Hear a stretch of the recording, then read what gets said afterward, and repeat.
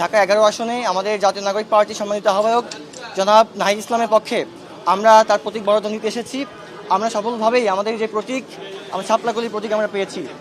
একই সঙ্গে আপনারা জানেন যে সারা বাংলাদেশে আমাদের 10 দলীয় জোটের পক্ষ থেকে মোট 30 জন এনসিপির পক্ষ থেকে নির্বাচন করছে। সেই 30 জন সারা বাংলাদেশে কিন্তু শাপলাকলির প্রতীকে নির্বাচন করবে। একই সঙ্গে সারা বাংলাদেশে যতগুলো আমরা 10 দলীয় জোটের প্রার্থী দিয়েছি, আমরা মনে করি শাপলাকলি সহ এখানে দাঁড়িপাল্লা, শাপলাকলি সহ, রিক্সা মার্কা সহ আমাদের 10 দলীয় জোটের যে প্রার্থীরা রয়েছেন তাদের ঠিকমতো করে মানুষ ভোট দিবে।